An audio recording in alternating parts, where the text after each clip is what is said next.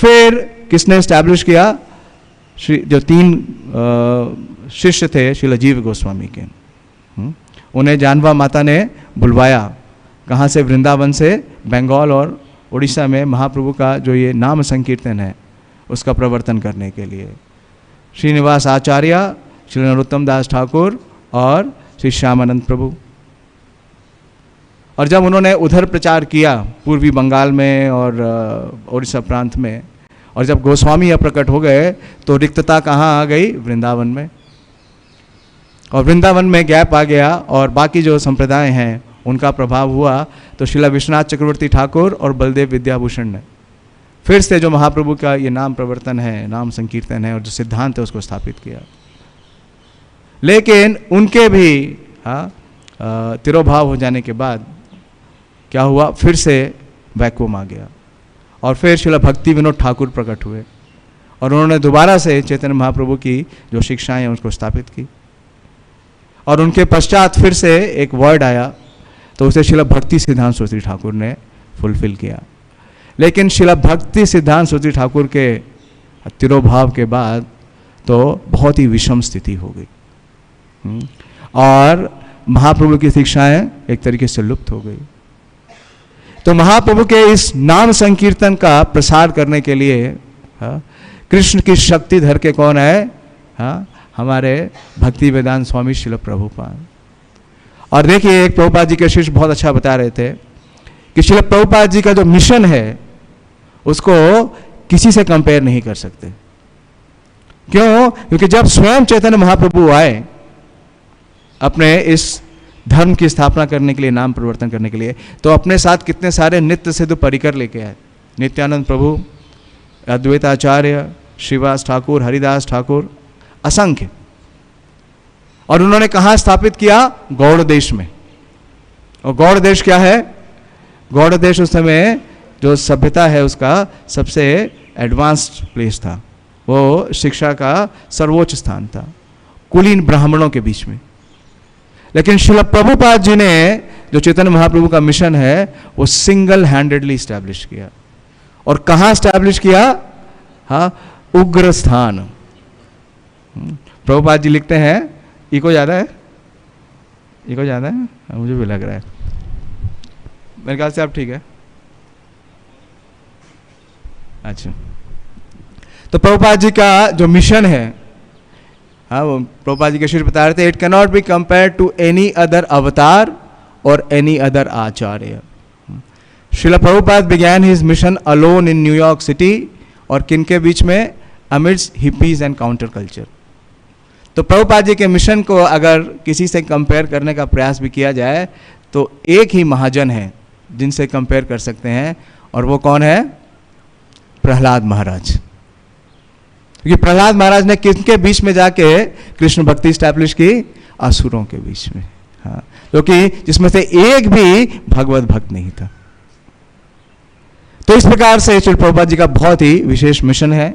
तो हम प्रभुपाद जी की लीलामृत से आज के इस दिन का जो वर्णन है, तो हम जाएं 1966 में, कि 1966 में क्या परिस्थिति थी, क्या परिवेश था जिसमें श्रील प्रभुपाद जी ने इस्कॉन की स्थापना की।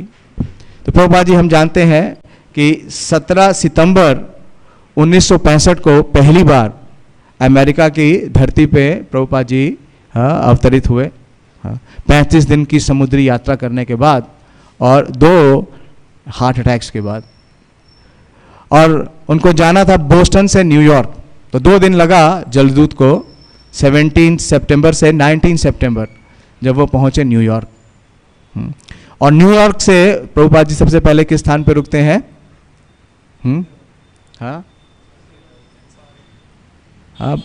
हाँ, गोपाल, बटलर पेनिसिल्वेनिया। गोपाल और शैली अग्रवाल के घर पे रुकते नहीं हैं। अगर आप प्रभुपाद लीलामृत पढ़ेंगे तो प्रभुपाद जी को कहाँ ठहराया गया था? YMCA में। पास में ही एक स्थान था YMCA, जैसे मंदिर है ना, तो कोई गेस्ट आता है तो मंदिर में तो नहीं रुकता है ना। क्यों मुरली कृष्ण प्रभु, कोई गेस्ट आता है तो मंदिर में रुकता है या बाहर गेस्ट हाउस है आपका?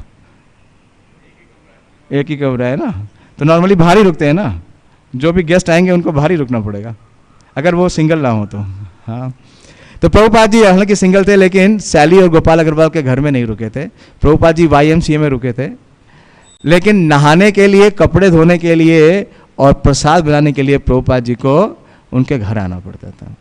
और प्रभुपाद जी लगभग 1 माह वहाँ रहे, 19 सितंबर से लेके 18 अक्टूबर तक। उसके बाद प्रभुपाद जी आ गए न्यूयॉर्क, क्योंकि प्रभुपाद जी को चैतन्य महाप्रभु का जो मिशन है उसका पूरा प्रचार करना था। तो बटलर पेनिसिल्वेनिया बहुत छोटा प्रांत था, बहुत छोटा गांव था। तो प्रभुपाद जी न्यूयॉर्क में आ गए और डॉक्टर राममूर्ति मिश्रा के निवास पे रहने लगे, जो कि सन्यासी थे लेकिन मायावादी थे। तो प्रभुपाद जी लगभग 2 महीने दिसंबर तक उनके आवास पे रहे, और बड़ी ही विषम परिस्थिति उनके लिए। प्रभुपाद जी प्रसाद भी बनाते थे, लेकिन प्रभुपाद जी ने फिर ये निर्णय किया कि उनके पास रह के वो प्रचार करने के लिए स्वतंत्र नहीं है। तो प्रभुपाद जी फिर से शिफ्ट हो गए उनके योगा स्टूडियो के ऑफिस में। और जो योगा स्टूडियो, जो ऑफिस होता है ना, नॉर्मली जो ऑफिस होता है, जैसे दिल्ली में ऑफिस है, तो उसमें नहाने के लिए व्यवस्था होती है? नहीं होती है।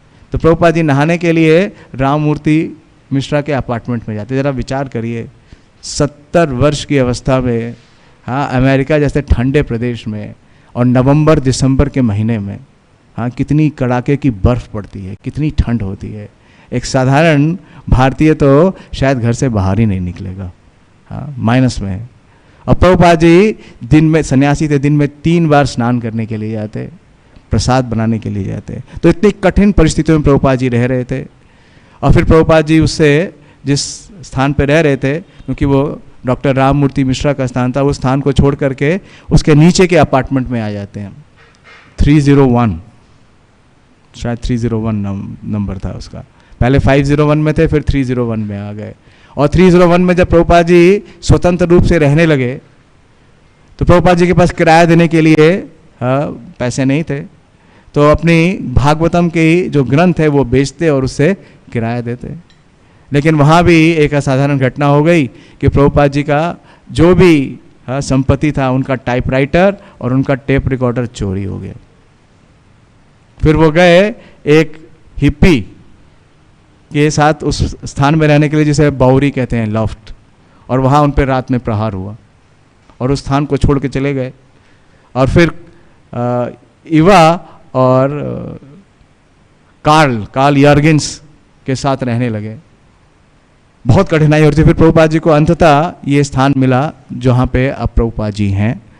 और तो प्रभुपाद जी का अब देखिए, प्रभुपाद जी को एक स्थान प्राप्त हो गया जहाँ पे उन्होंने ये कृष्ण भावनामृत का पहला सेंटर खोला। इसका किराया था मासिक $125, और उसकी दूसरी मंजिल पर प्रभुपाद जी ने एक कमरा लिया जिसमें वो रहते थे। उसका किराया था $71। और प्रभुपाद जी के पास जो भी प्रारंभिक विद्यार्थी आ रहे थे वो सारे डॉक्टर राममूर्ति मिश्रा से संबंधित थे। तो ये बात है जुलाई की। प्रभुपाद जी आए अप्रैल में और केवल 2 महीने के बाद, ये जुलाई की बात है। तो इसमें श्रीला सत्स्वरूप महाराज वर्णन कर रहे हैं। तो पहली बार प्रभुपाद जी ने कहा कि हम अपनी सोसाइटी को इस्कॉन के नाम से पुकारेंगे। प्रभुपाद विनोदपूर्ण भाव से हंस पड़े, और जब उन्होंने पहले ये नाम गढ़ा था,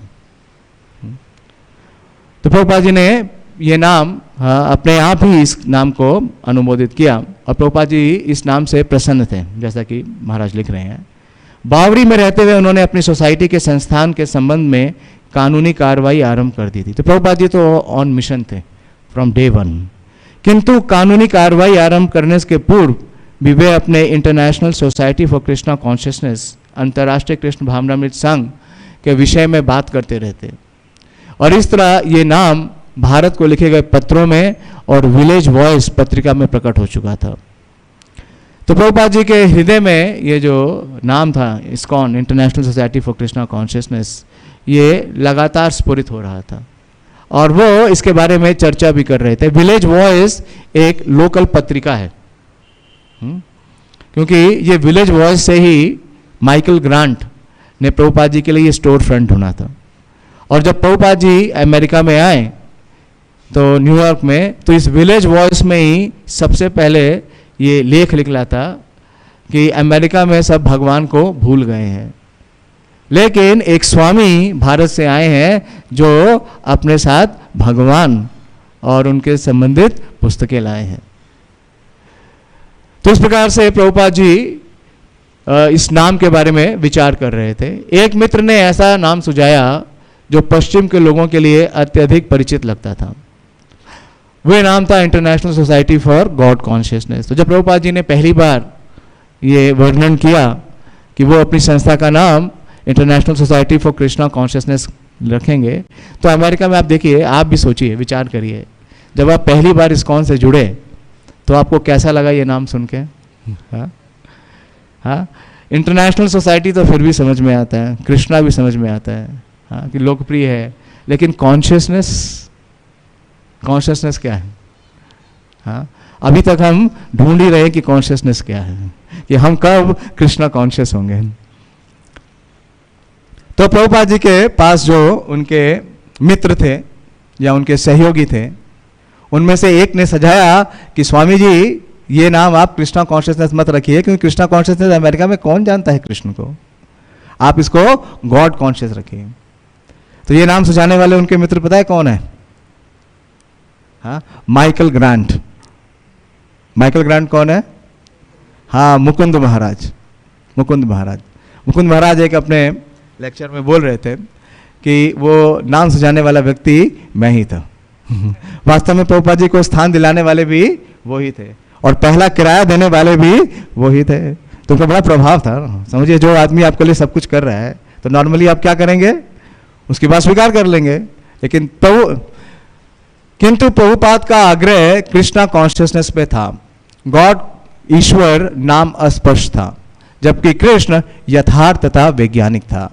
गॉड कॉन्शियसनेस ईश्वर भावनामृत आध्यात्मिक दृष्टि से कमजोर और कम व्यक्तित्व रखता था, और यदि पाश्चात्य लोग नहीं जानते थे कि कृष्ण ही ईश्वर है, तो अंतर्राष्ट्रीय कृष्ण भावनामृत संघ हर कस्बे हर गांव में उनकी महिमा को फैलाकर उन्हें बतलाएंगे। तो यह प्रभुपाद जी का मिशन है।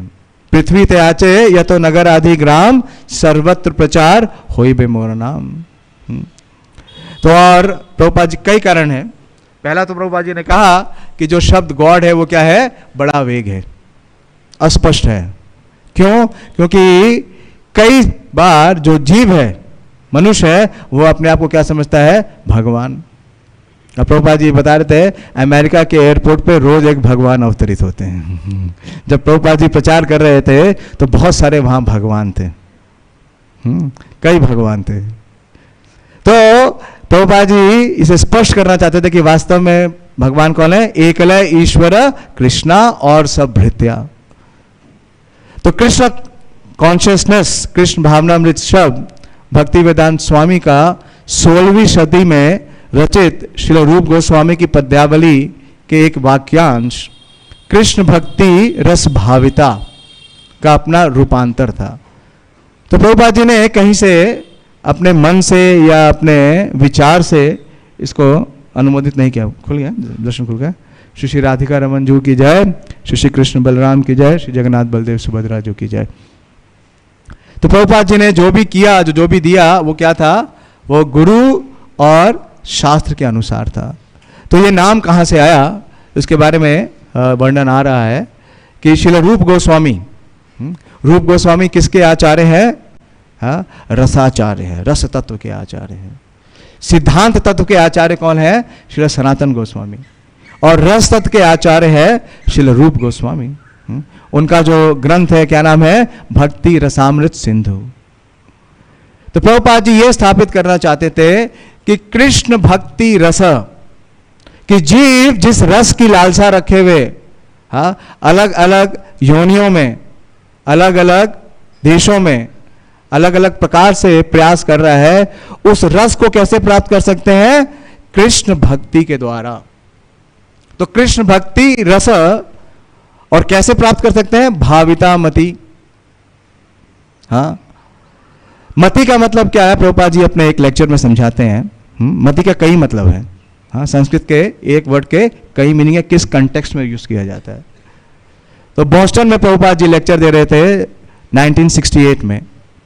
तो प्रभुपाद जी इस श्लोक का वर्णन करते हैं। श्लोक का वर्णन प्रभुपाद जी के तात्पर्यों में मिलता है चैतन्य चरितामृत में भी, जो रामानंद राय जी के साथ चैतन्य महाप्रभु की वार्ता है, तब जब महाप्रभु ने पूछा कि जो परफेक्शन है, हाँ, वो कैसे प्राप्त हो सकती है, तो कई कारण बताए रामानंद राय ने, लेकिन जब उन्होंने बताया कि ज्ञाने प्रयासे उदपस्य नमन्ते एव जीवंती सत्मुखारितम भवदीय वार्ता स्थाने स्थितम श्रुतिगताम तन्वाक मनोभी ये प्रयासो अजीता जीतो अपि अस्त त्रिलोक्यस।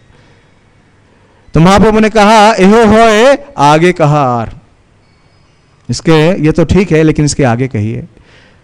तो ये जो पद्यावली का ये जो वाक्य है श्रील रूप गोस्वामी का, इसे उदित करते हैं वहां पे श्री रामानंद राय। हाँ, ये कृष्ण भक्ति रस और भाविता मति। तो मति क्या है? ये कृष्ण भक्ति का जो रस है वो ही जीव के लिए क्या है, हाँ, उसकी जो मतलब खोज है, जिसकी वो हंट कर रहा है, उसी से प्राप्त हो सकती है। और लेकिन उसके लिए क्या चाहिए? भाविता मति। मति क्या है? प्रभुपाद जी लिखते हैं मति मीन्स इंटेलिजेंस। इंटेलिजेंस। तो जीव को क्या करना पड़ेगा? पहले उस स्तर पे लाना पड़ेगा कि उसकी इंटेलिजेंस क्या हो? डेवलप हो, एडवांस हो, रिफाइन हो, ताकि वो इस रस को, जो कृष्ण भक्ति का रस है, उसे उसका वो आस्वादन कर सके। भगवान भगवद गीता में बोलते हैं विषया विनिवर्तन्ते निहारस्य देहिना रसो वर्जम रसोऽपि यस्य परम दृष्ट्वा निवर्तते। तो रस, तो जीव हर संबंध में क्या ढूंढ रहा है? उस रस को ढूंढ रहा है, लेकिन उसे कहीं वो रस या उसे वो तृप्ति प्राप्त नहीं हो रही है, सब जगह वो असंतुष्ट है। तो वो जो उस उत्तम रस है वो कहां प्राप्त हो सकता है? कृष्ण भक्ति में। तो कृष्ण भक्ति रस भाविता मति क्रियताम कुतो अपि लभ्यते। तो श्री रूप गोस्वामी कहते हैं, तो बाबा जी कहते हैं वो इंटेलिजेंस जो आपको कृष्ण भक्ति के लिए या ना कृष्ण भावनामृत के लिए प्रेरित करे, वो इंटेलिजेंस अगर कहीं भी मिले, वो बुद्धि आपको कहीं भी प्राप्त हो, तो तुरंत ही उसे क्या कर लेना चाहिए? खरीद लेना चाहिए। कोई भी मूल्य देके उसको खरीद लेना चाहिए। लेकिन प्रश्न ये आता है कि ये बुद्धि मिलेगी कैसे? कहां प्राप्त होगी? कौन से मार्केट में है? आप किसी मॉल में जाके बोल सकते हैं कि आप मुझे 100 ग्राम इंटेलिजेंस दे दीजिए, या किसी डॉक्टर के पास जाके बोल सकते हैं कि मेरी इंटेलिजेंस में आप वर्धन कर दीजिए। संभव है? नहीं संभव है। तो आगे श्री रूप गोस्वामी कहते हैं लौल्यम अपि मूल्यम एकलम, कि लौल्यम, लौल्यम क्या है? त्रिवीक्षा, इंटेंस ग्रीड या डिजायर या हैंकरिंग। तो अगर हृदय में क्या है? उत्सुकता है, लौल्यम है जानने की।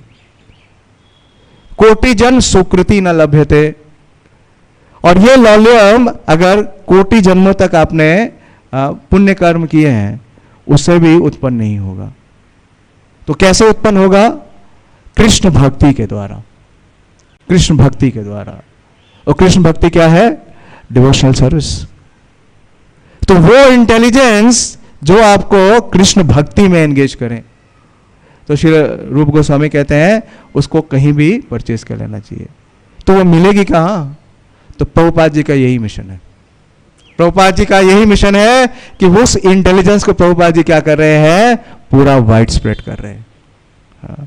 प्रभुपाद जी ने क्या किया? जो भी उनकी संस्था में आता है, किस में एंगेज करते हैं? डिवोशनल सर्विस में, प्रेममयी सेवा में। तो प्रभुपाद जी का ये इतना गहरा मेडिटेशन है, और उस उत्तम रस को जिसके लिए जीवात्मा कई जन्मों से असंतुष्ट है, प्राप्त करने का प्रयास कर रही है, उस उत्तम रस को, कृष्ण भक्ति को प्रदान करने के लिए प्रभुपाद जी ने इस संस्था का नाम रखा अंतरराष्ट्रीय श्री कृष्ण भावना अमृत संघ। तो ये उस अमृत को, आनंदम बुद्धिवर्धनम प्रतिपदम पूर्णामृता स्वादनम, तो उसका आस्वादन करने के लिए श्रील प्रभुपाद जी ने इस संस्था को स्थापित किया। किंतु कृष्ण की भक्ति संपन्न करने से मधुर रस में व्यक्ति निर्मग्न रहता है। भगवान भगवद गीता में भी कहते हैं सुसुखम कर्तुम अव्ययम, तो उस परम सुख का आस्वादन करने के लिए। किंतु इस्कॉन को एक लाभ ना कमाने वाले कर मुक्त धर्म के रूप में विधिवत पंजीयन के लिए धन और एक वकील की आवश्यकता थी। तो प्रभुपाद जी ने नाम तो सोच लिया, और प्रभुपाद जी की इस सोच के पीछे क्या भावना है, हाँ, अब हमने उसे भी जान लिया। लेकिन इस भौतिक समाज में क्या चाहिए, हाँ, कुछ साधन भी चाहिए। तो इस्कॉन को एस्टैब्लिश करने के लिए थोड़ा सा धन चाहिए, हाँ, क्योंकि आपको रजिस्टर कराना पड़ेगा, और रजिस्टर कराने के लिए आपको गवर्नमेंट की फीस देनी पड़ेगी, और आप खुद जाके नहीं करा सकते। उसके लिए क्या चाहिए, एक वकील चाहिए। कार्ल यर्गेंस ने धार्मिक, राजनीतिक, सामाजिक, कल्याणकारी संगठनों के निर्माण का कुछ अनुभव प्राप्त किया था। तो कार्ल यर्गेंस वही व्यक्ति है कि जब डेविड की लॉफ्ट से प्रभुपाद जी रात में निकले, हाँ, अर्धरात्रि में, तो प्रभुपाद जी ने कहाँ पे निवास किया, इस कार्ल यर्गेंस के यहाँ। तो उन्हें कुछ अनुभव था, और वे जब बावरी में प्रभुपाद से मिले थे तो उनकी सहायता करने के लिए राजी हो गए थे, और उन्होंने अपने वकील स्टीफन गोल्डस्मिथ से संपर्क कर लिया था। तो इन कार्ल यर्गेंस का एक मित्र था जो कि वकील था, और उसे ये कार्य आता था। तो उसने प्रभुपाद जी से उसे क्या किया, मिला दिया, इंट्रोड्यूस करा दिया।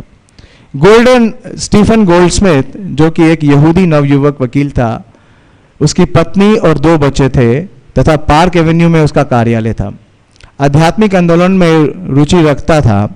जब कार्ल ने उसे प्रभुपाद की योजनाओं के बारे में बताया तो वह तत्काल एक भारतीय स्वामी के लिए धार्मिक संस्था स्थापित करने के विचार से आकर्षित हुआ।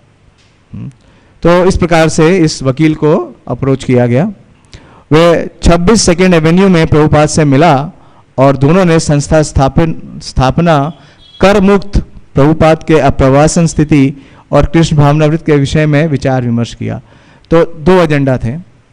एक एजेंडा क्या था कि इस्कॉन की स्थापना करना, और दूसरा प्रभुपाद जी का इमिग्रेशन, क्योंकि प्रभुपाद जी के पास केवल जब प्रभुपाद जी आए तो 3 माह का वीजा था, और वो हर 3 माह के बाद क्या करा रहे थे, उसको बढ़ा रहे थे। लेकिन बहुत कठिनाई हो रही थी। तो उनसे इन दोनों कार्यों के लिए प्रभुपाद जी ने बात की। गोल्डस्मिथ प्रभुपाद से कई बार मिला।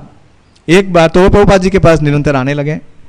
एक बार वे अपने बच्चों के साथ आए, उन्होंने स्वामी जी द्वारा तैयार किया हुआ सूप पिया और उन्हें बहुत पसंद आया। तो प्रभुपाद जी ने सबको कैसे वश में किया, प्रसाद से, कृष्ण प्रसाद से, और उनकी शाम की कक्षाओं में आने लगा। प्रसाद लिया तो उसका असर क्या हुआ, चेतना शुद्ध हो गई, प्रभुपाद जी क्लास में आने लगे। जहां श्रोता मंडली में प्राय अकेला गैर हिप्पी सदस्य थे। तो प्रभुपाद जी की जो श्रोता मंडली थी उसमें सारे लोग क्या थे, हिप्पी थे। हिप्पी का मतलब समझते हैं, आवारा हूं आवारा हूं, क्या है वो गाना, हाँ, घर बार नहीं, हाँ, संसार नहीं, हाँ, मुझसे किसी को प्यार नहीं तो ऐसे आवारा लोगों को जिनके पास कोई आश्रय नहीं था, हाँ, जो पथभ्रष्ट थे, उन्हें प्रभुपाद जी ने आश्रय दिया। और प्रभुपाद जी क्लास में ऐसे ही, हाँ, हिप्पी लोग आते थे। और इन हिप्पियों में एक पहले सभ्य व्यक्ति कोई आए तो वो ये वकील थे, श्री गोल्डस्मिथ। एक शाम को सारी कानूनी कार्रवाई पूरी कर लेने और पंजीकरण की प्रक्रिया के लिए तैयार होकर गोल्डस्मिथ नई सोसाइटी के न्यायाधीशों के हस्ताक्षर लेने के लिए प्रभुपाद के व्याख्यान और कीर्तन में आए। तो पेपर वर्क कर रहे थे। आप जानते हैं कोई भी संस्था को रजिस्टर करने के लिए बहुत सारा पेपर वर्क होता है। तो वो सारा पेपर वर्क करके आए, और उस समय आए जब प्रभुपाद जी अपना प्रवचन दे रहे थे और कीर्तन कर रहे थे। तो सुनिए, हाँ, ये तिथि है जब इस्कॉन का इनकॉर्पोरेशन हुआ, इस्कॉन स्थापित हुआ। जुलाई 11 लिखा है, जुलाई 11, 1966।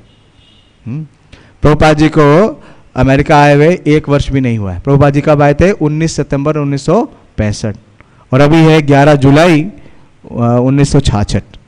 प्रभुपाद व्याख्यान दे रहे थे। गोल्डस्मिथ पतलून कमीज और टाई पहने हुए दरवाजे के निकट फर्श पे बैठे हुए थे।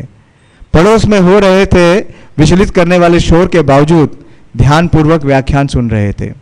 प्रभुपाद समझ रहे थे कि विद्वान लोग किस तरह भगवत गीता की अभक्तिपूर्ण व्याख्याओं द्वारा अबोध जनता को बहकाया करते हैं। तो प्रभुपाद जी जो व्याख्यान दे रहे थे, प्रभुपाद जी का एक फेवरेट टॉपिक था। प्रभुपाद जी हमेशा किस सिद्धांत पे रहते हैं? अवैष्णवो मुखाद गिरिम पूतम हरि कथामृतम, कि जो वैष्णव नहीं है उनके मुख से ना तो हरि कथा सुननी चाहिए, ना ही अवैष्णवों की द्वारा रचित कोई भी ग्रंथ पढ़ना चाहिए। और विशेष रूप से प्रभुपाद जी बोल रहे थे कि जो भगवत गीता की अभक्तिपूर्ण व्याख्याओं द्वारा अबोध जनता को बहकाया जाता है और वकील की सामान्य उपस्थिति में सुकृति स्वरूप और मानव गोल्डस्मिथ का ध्यान अच्छी तरह आकृष्ट करने होते हुए वे व्याख्यान के मध्य में उसका परिचय प्रस्तुत करते। तो प्रभुपाद जी व्याख्यान दे रहे हैं और बता रहे हैं सीरियस टॉपिक, और गोल्डस्मिथ उस समय वहाँ आ गए। तो प्रभुपाद जी ने व्याख्यान रोका और श्रीमान गोल्डस्मिथ का परिचय प्रस्तुत किया। ऐसे होता है ना, जब प्रभुपाद जी के कोई शिष्य आ जाते हैं या कोई सन्यासी आ जाते हैं तो हम उनका इंट्रोड्यूस करते हैं, रोक के इंट्रोड्यूस करते हैं। कुछ भी कर रहे हैं, कीर्तन भी कर रहे हैं तो रोक करके कीर्तन उनका स्वागत करते हैं। तो इस प्रकार से ये परंपरा कहाँ से आ रही है? श्रील प्रभुपाद जी से आ रही है। मैं आपको, और प्रभुपाद जी ने एक उदाहरण दिया क्योंकि वकील आ गए, प्रभुपाद जी ने बताया कि ये वकील है। हाँ, तो अब वकील से संबंधित प्रभुपाद जी ने प्रवचन पे एक प्रसंग दिया कि मैं आपको एक जीता जागता उदाहरण दूंगा इन चीजों की गलत व्याख्या से किस तरह की जाती है। ठीक उसी तरह जिस तरह हमारे अध्यक्ष, प्रभुपाद जी ने क्या बना दिया? गोल्डस्मिथ को अध्यक्ष।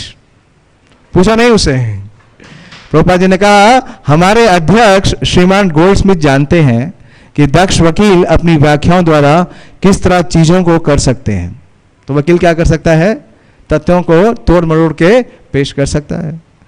जब मैं कोलकाता में था तो सरकार ने किराया टैक्स संबंधी एक कानून बनाया और एक दक्ष वकील ने अपनी व्याख्या द्वारा उसका पूरा अर्थ ही बदल दिया। तो प्रभुपाद जी क्या कर रहे हैं? प्रशंसा कर रहे हैं प्रशंसा कर रहे हैं वकील की, उनकी योग्यता की। सरकार को फिर से नया कानून बनाना पड़ा क्योंकि इस वकील की व्याख्या द्वारा सरकार के आशय पर पानी फिर गया।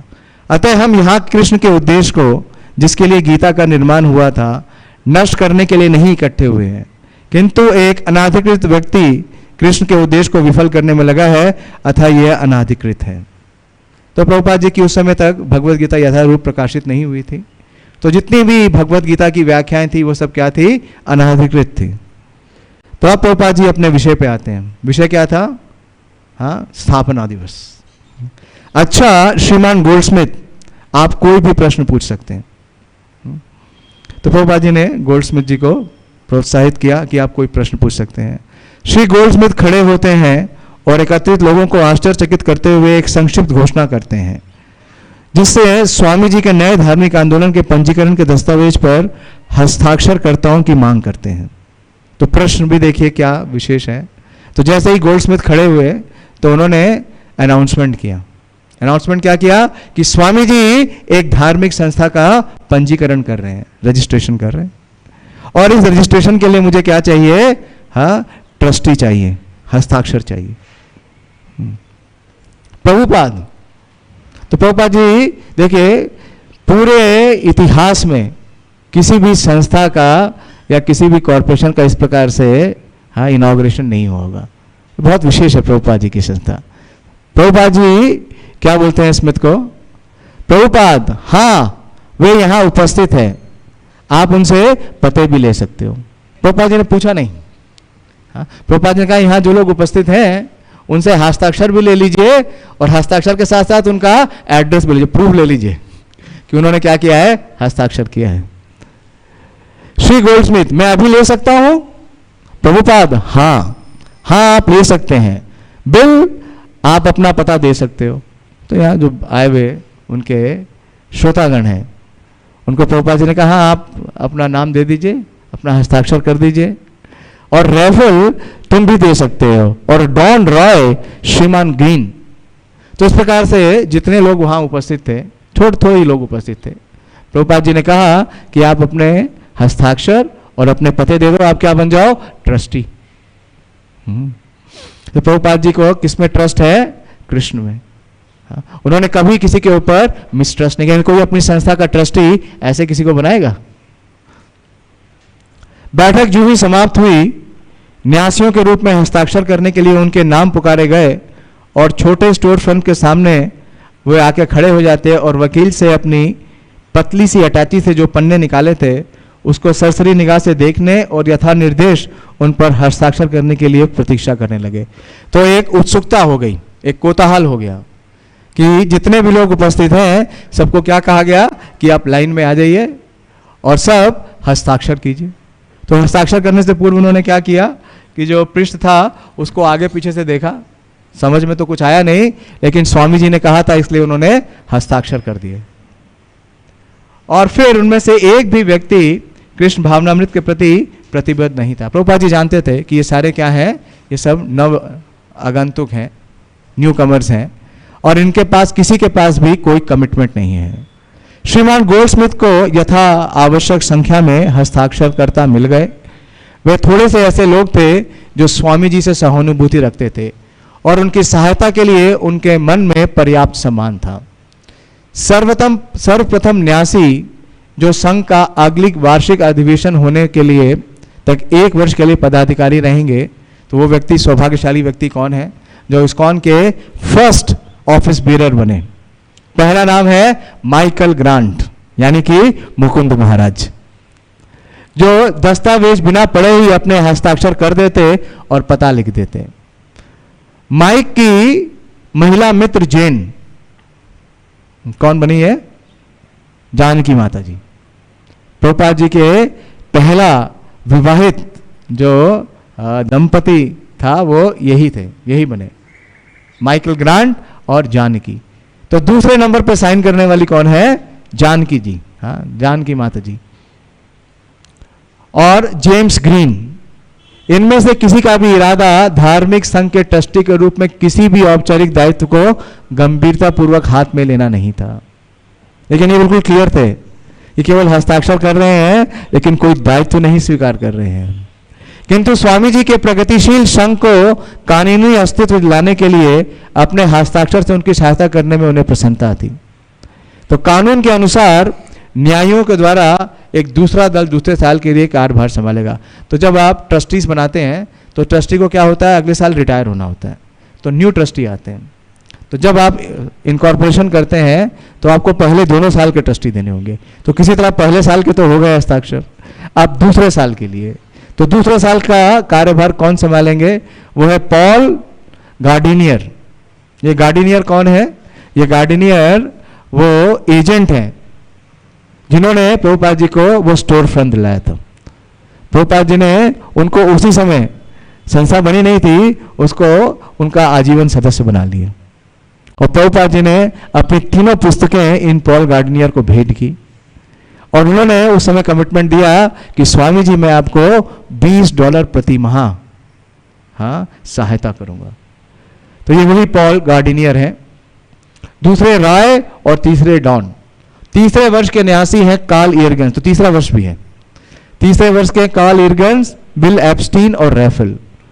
उनमें से कोई भी ठीक ठीक ये नहीं जानता था कि आधे दर्जन कानूनी आकार में टंकित पृष्ठों का आशय क्या है। तो उस डॉक्यूमेंट में क्या लिखा है किसी को कुछ नहीं पता था, सिवाय इसके कि स्वामी जी एक सोसाइटी बना रहे हैं।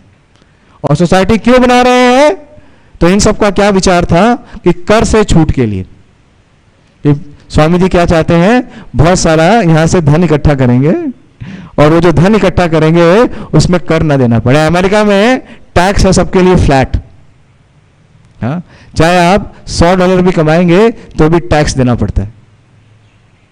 तो स्वामी जी को टैक्स ना देना पड़े, जो उनको अनुदान मिलेगा या सहायता राशि मिलेगी, उसके लिए वो ये सोसाइटी, उनको क्या समझ में आए? कृष्ण रस, कृष्ण भक्ति रस भाविता मति। प्रभुपाद जी क्या प्रदान करने के लिए सोसाइटी पंजीकरण कर रहे हैं, लेकिन उन्होंने सोचा कि कर की छूट के लिए, फिर आगे वो क्या सोचते हैं कि हो सकता है कर की छूट के लिए कोई बड़ा अनुदान दे रहा है स्वामी जी को, तो और अन्य लाभों के लिए प्रभुपाद जी ऐसी सोसाइटी बना रहे हैं।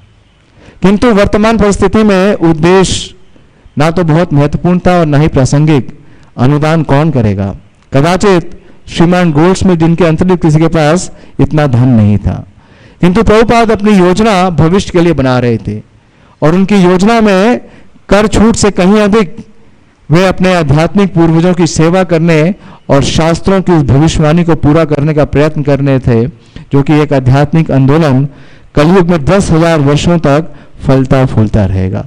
तो ये वास्तव में प्रभुपाद जी के इस आंदोलन का प्रयोजन है कि जो पूर्ववर्ती हमारे आचार्य हैं और विशेष रूप से चैतन्य महाप्रभु की जो ये भविष्यवाणी है उसको पूर्ण करने के लिए श्री चैतन्य मनोभीष्टम स्थापितम येन भूतले, तो जो चैतन्य महाप्रभु का मनोभीष्ट है उसको स्थापित किया श्रील प्रभुपाद जी ने। श्रील रूप गोस्वामी ने उसे प्रासंगिक किया श्रील प्रभुपाद जी के माध्यम से। जितने भी पूर्ववर्ती आचार्य हैं, श्रील भक्ति विनोद ठाकुर, श्रील भक्ति सिद्धांत सूरी ठाकुर, उनका जो मनोभीष्ट था उसे श्रील प्रभुपाद जी ने पूर्ण किया। अत्यंत विस्तार वाले कलयुग में जो 4,32,000 वर्षों तक रहेगा, 1960 के दशक में एक शूद्र क्षण के समान का दशक एक शूद्र क्षण के समान है। वेदों में वर्णन है कि विश्व का कालचक्र 4 युगों में संचरण करता है और कलयुग सबसे निकृष्ट समय है। इसमें मनुष्यों को सभी आध्यात्मिक गुणों का ह्रास होता है और जब तक कि मानवता सभी मानवीय सदाचारों से वंचित होकर पशुता की सभ्यता की कोटि में नहीं पहुंच जाती। तो ये कलयुग का लक्षण है और कलयुग के बारे में बताया गया है कि यहाँ की जो सभ्यता है क्या है, कलो नष्ट दृश्यमेश, और जो जीव हैं वो किस स्तर पे आ गए हैं, पशु के स्तर पे। आहार निद्रा भय मैथुन भी समाना, धर्म हितेशो अधिको विशेषो धर्म विहीना पशु भी समाना। तो वैदिक साहित्य के आध्यात्मिक जीवन के एक स्वर्ण युग की भविष्यवाणी करी गई। तो चैतन्य महाप्रभु के प्राकट से क्या शुरू हुआ, कलयुग में एक स्वर्णिम युग, गोल्डन एज। कितने वर्षों के लिए, 10,000 वर्षों के लिए। और ऐसा काल प्रवाह होगा जो कलयुग की धारा को विपरीत बहेगा और एक ऐसी दृष्टि लिए हुए जो कल्पांत उसके परे तक पहुंचती है। अपने 2 पैर सेकेंड एवेन्यू की धरती पर दृढ़ता से जमाए हुए प्रभुपाद ने अंतर्राष्ट्रीय श्री कृष्ण भावनामृत संघ का प्रारंभ कर दिया। श्रील प्रभुपाद की जय। तो प्रभुपाद जी का ये मिशन है। अपने ऊपर बहुत से व्यवहारिक उत्तरदायित्व हैं। प्रभुपाद जी ने स्थापना तो कर दी सोसाइटी की, लेकिन दायित्व क्या है, सबसे पहले तो किराया। हर महीने कितना, $196, $125 स्टोर फ्रंट का। प्रभुपाद जी ने हेडक्वार्टर क्या बनाया, 26 सेकेंड एवेन्यू, अंतर्राष्ट्रीय कृष्ण भावनामृत संघ। एक ही उसकी एक छोटे से एक कमरे की शाखा है और प्रभुपाद जी ने उसको हेडक्वार्टर बनाया। और पहला दायित्व है कमरे का भुगतान, किराए का भुगतान। दूसरा अपने संघ का पंजीयन यानी रजिस्ट्रेशन। प्रगतिशील विश्वव्यापी भक्त मंडली का मार्ग प्रशस्त करना। तो भी वे नहीं मानते थे कि लघु शुभारंभ करके उनका दिव्य उद्देश्य का महत्व किसी भी तरह सीमित है। वे जानते थे कि सब कुछ कृष्ण पर अवलंबित है और इसलिए वे सफल हों या विफल वे परमेश्वर पर निर्भर है। केवल प्रयत्न करना ही उनका उद्देश्य है। तो प्रभुपाद जी ने जब इस्कॉन को स्टैब्लिश किया, मेरे ख्याल से 13 जुलाई है, डेट ऑफ इनकॉर्पोरेशन क्या है इसको याद है, 13 जुलाई है, 13 जुलाई है। इस्कॉन के पंजीकरण की धाराओं में जो उद्देश्य, तो प्रभुपाद जी ने 7 पर्पसेस दिए, बहुत विशेष है, कोशिश करूंगा 5 मिनट में हो जाए। कि अगर हम इस्कॉन में जुड़ते हैं या हम कहते हैं हम इस्कॉन के मेंबर हैं, तो हमें पता होना चाहिए कि इस्कॉन संस्था का जो मिशन है या उद्देश्य है वो क्या है। तो प्रभुपाद जी ने इन 7 उद्देश्यों का उल्लेख किया जो प्रभुपाद की विचारधारा को उद्घटित करते हैं। ये 7 बिंदु हैं और जो इन बिंदुओं के समान उसी से तुलना कर रहे हैं कि 1953 में झांसी में प्रभुपाद जी ने पहले लीग ऑफ डिवोटीज को स्थापना की थी। तो जिन 7 उद्देश्यों का प्रभुपाद जी ने उल्लेख किया था, तो उन्हीं 7 उद्देश्यों का प्रभुपाद जी अभी दोबारा से विमोचन कर रहे हैं। वह प्रयास निष्फल रहा, किंतु उनके उद्देश्य अपरिवर्तित रहे। तो अंतर्राष्ट्रीय श्री कृष्ण भावनामृत संघ के 7 उद्देश्य, 7 पर्पसेस ऑफ इस्कॉन। पहला, संपूर्ण मानव समाज में सुव्यवस्थित रूप से आध्यात्मिक ज्ञान का प्रसार करना और मनुष्यों को आध्यात्मिक ज्ञान की जीवन की प्रक्रिया में प्रशिक्षित करना। तो प्रभुपाद जी ने क्या कल्चर स्टार्ट किया? Of education. प्रभुपाद जी ने कहा हमारे जो मंदिर हैं वो क्या है? वो यूनिवर्सिटीज के समान है। और कौन सी विद्या दे रहे हैं? हाँ, अध्यात्म विद्या, पर विद्या। तो पूरे मनुष्य समाज को आध्यात्मिक ज्ञान में प्रशिक्षित करना, जिससे जीवन के मूल्यों के असंतुलन को रोका जा सके और विश्व वास्तविक एकता और शांति की स्थापना की जा सके। तो वास्तव में देखिए प्रभुपाद जी की इतनी गहरी सोच कि अभी जो मनुष्य समाज है उसमें सबसे ज़्यादा जो समस्या है वो किसकी है? वो है असंतुलन की, जीवन के मूल्यों का असंतुलन। और असंतुलन क्या है? शास्त्र बोलते हैं कि धर्म, अर्थ, काम और मोक्ष। और अभी असंतुलन क्या है कि सबने धर्म और मोक्ष को छोड़ दिया है और सब किस में लगे हुए हैं? अर्थ और काम में। तो वास्तव में जब तक हम आध्यात्मिक मूल्यों पे अपने जीवन को संतुलित नहीं करते तब तक मनुष्य जीवन में व्यक्ति क्या रहेगा? अव्यवस्थित रहेगा। तो प्रभुपाद जी ने इस जीवन के मूल्यों को संतुलन को स्थापित करने के लिए उन्होंने क्या दिया? आध्यात्मिक ज्ञान। प्रभुपाद जी की पुस्तकें और जो इस्कॉन के सेंटर हैं वो क्या है? वो प्रशिक्षण के केंद्र हैं। दूसरा, कृष्ण भावनामृत का प्रसार करना, जैसे कि भगवत गीता और श्रीमद् भागवतम पे उद्घटित है। तो इसका आधार क्या है? श्रीमद् भागवतम और भगवत गीता।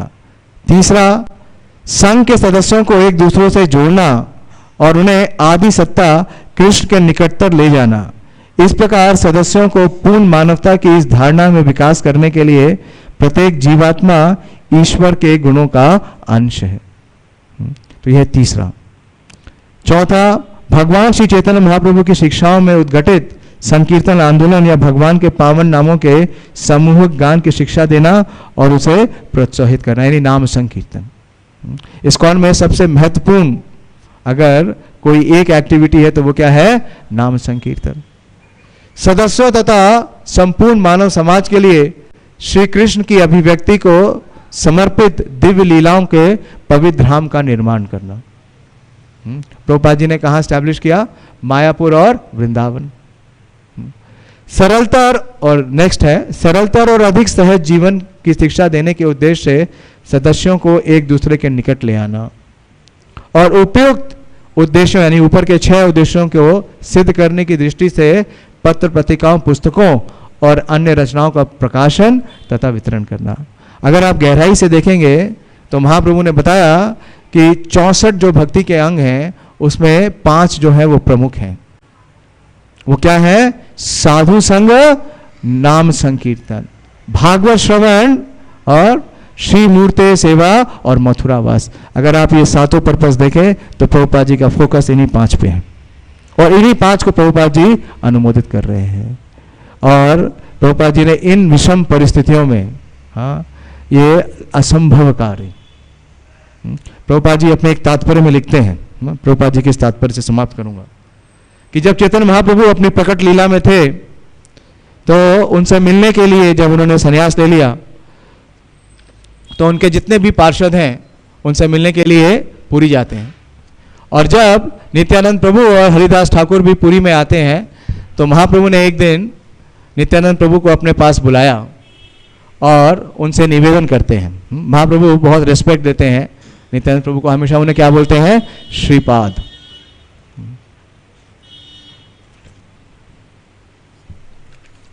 महाप्रभु बोलते हैं उनसे कि प्रतिवर्ष नीला चले तुम्ही ना शिवा, गौड़ रहे मोरा इच्छा सफल करीबा। तो महाप्रभु ने कहा कि प्रतिवर्ष आप जगन्नाथपुरी मत आइए, आपको आने की आवश्यकता नहीं है, अपितु बंगाल में रहकर मेरी इच्छा पूरी करिए। तो प्रभुपाद जी इसमें लिखते हैं इसके तात्पर्य में कि विश्व भर में चैतन्य महाप्रभु के संप्रदाय का प्रचार करना अपनी इंद्रिय तृप्ति के लिए वृंदावन या जगन्नाथपुरी में रहने की अपेक्षा अधिक महत्वपूर्ण है। कृष्ण भावनामृत का प्रचार करना ही चैतन्य महाप्रभु का कार्य है। अतएव उनके निष्ठावान भक्तों को उनकी इच्छा पूरी करनी चाहिए। और ये श्लोक उदित करते हैं प्रभुपाद, पृथ्वी ते आचे यतो नगर आदि ग्राम सर्वत्र प्रचार होई में मोरा नाम। तो महाप्रभु ने कहा कि क्यों मैं आपको गौड़ देश में रहने के लिए कह रहा हूं, क्योंकि ताहा सिद्धि करे है ना अन्य ना देखिया, आमार दुष्कर्म कर्म तोमा होते होया। तो महाप्रभु ने कहा कि आप वो कार्य कर सकते हैं जिसे मैं भी नहीं कर सकता। ऐसा असंभव है? भगवान श्री चैतन्य महाप्रभु के लिए कोई कार्य असंभव है? लेकिन महाप्रभु क्या कहते हैं कि हे श्रीपाद, आपके अलावा ये कार्य मैं नहीं कर। प्रभुपाद इसकी व्याख्या करेंगे। आपके अतिरिक्त मुझे गौड़ देश में ऐसा कोई व्यक्ति नहीं मिलता जो मेरे उद्देश्यों को वहां पूरा कर सके। तो प्रभुपाद जी बहुत ही विशेष तात्पर्य लिखते हैं, और इस तात्पर्य से प्रभुपाद जी का मिशन जो इस्कॉन की स्थापना है बहुत ही स्पष्ट होती है। प्रभुपाद जी लिखते हैं, भगवान चैतन्य का उद्देश्य इस युग के पतित जीवों का उद्धार करना है। इस कलयुग में लगभग 100% जनता पतित है। कितनी? 100%। जब प्रभुपाद जी व्याख्या करते हैं नामाम दुष्कृतनो मूढ़ा प्रपद्यन्ते नराधमा, तो वहां लिखते हैं 99.9%, लेकिन यहां क्या लिख रहे हैं? 100%, 100%। निश्चय ही श्री चैतन्य महाप्रभु ने अनेक पतित जीवों का उद्धार किया, किंतु उनके शिष्य उच्च जाति से आए थे। उदाहरणार्थ श्री रूप गोस्वामी, श्री सनातन गोस्वामी, सर्वोम भट्टाचार्य। तो ये सब क्या थे? ये सब बड़े ही कुलीन ब्राह्मण थे, विद्वान थे, तथा अन्य लोग सामाजिक दृष्टि से उच्च थे किंतु आध्यात्मिक दृष्टि से पतित थे, जिनका उद्धार महाप्रभु ने किया। श्री रूप तथा सनातन गोस्वामी सरकारी नौकरी में थे और सर्वोम भट्टाचार्य भारत के शीर्षस्थ विद्वान थे। इस प्रकार प्रकाशानंद सरस्वती हजारों मायावादी सन्यासियों के अगुआ थे। महाप्रभु ने प्रकाशानंद सरस्वती और उनके शिष्यों को भी उद्धार किया, लेकिन वो सब क्या थे? वो सब बहुत ही उच्च कोटि के विद्वान थे। किंतु श्रील नित्यानंद प्रभु ऐसे व्यक्ति हैं जिन्होंने जगाई तथा मधाई जैसे व्यक्तियों का उद्धार किया। इसलिए भगवान चैतन्य कहते हैं कि अमार दुष्कर कर्म तो मार होते होया। महाप्रभु तो मधाई को मारने के लिए दौड़े, लेकिन उद्धार उसका किसने किया? नित्यानंद प्रभु। जगाई और मधाई का उद्धार एकमात्र नित्यानंद प्रभु की कृपा से हो सकता है। और जब उन्होंने नित्यानंद प्रभु को घायल कर दिया तो भगवान चैतन्य क्रुद्ध हुए और उन्होंने अपना सुदर्शन चक्र से उन्हें मार डालने का निश्चय किया, किंतु नित्यानंद प्रभु ने उन्हें महाप्रभु के रोष से बचाया और उनका उद्धार किया।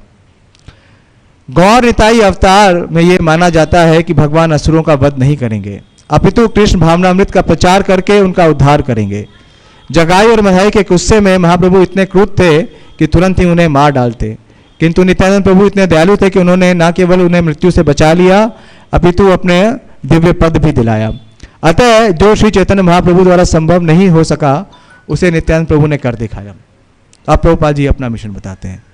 इसी तरह यदि कोई व्यक्ति परंपरा में गौर निताई की सेवा के प्रति सत्यनिष्ठ है तो वह नित्यानंद प्रभु की सेवा को भी मात दे सकता है। नित्यानंद प्रभु की सेवा को भी मात दे सकता है। यह गुरु शिष्य परंपरा की विधि है। नित्यानंद प्रभु ने तो जगाई और मधाई का ही उद्धार किया, किंतु नित्यानंद प्रभु क्या दास उनकी कृपा से हजारों जगाइयों और मधाइयों का उद्धार कर सकता है। यह श्रील प्रभुपाद जी ने किया। गुरु शिष्य परंपरा की यही विशेषता है। गुरु शिष्य परंपरा में स्थित व्यक्ति को उसके कार्यकलापों से जाना जा सकता है। जब तक भगवान और उनके भक्तों के कार्यों का संबंध है, यह बिल्कुल सही साबित है। तो यह श्रील प्रभुपाद जी का मिशन है और उन्होंने जो असंभव है उसको संभव कर दिखाया, क्योंकि वो क्या है? वो गौर और निताई के जो सम्मिलित प्रेम है और कृपा है उसके प्रतिमूर्ति हैं। कृष्ण कृपा श्री मूर्ति श्रील प्रभुपाद की जय। श्री इस्कॉन आविर्भाव स्थापना दिवस की जय। उपस्थित सभी भक्तवृंद की जय। निताय गौर प्रेमानंदी हरि हरि बोल। हरे कृष्णा। प्रभुपाद की जय।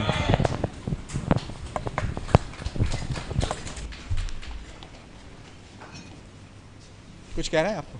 कुछ और कहना है इस्कॉन के बारे में या कुछ बताना हो तो बताइए।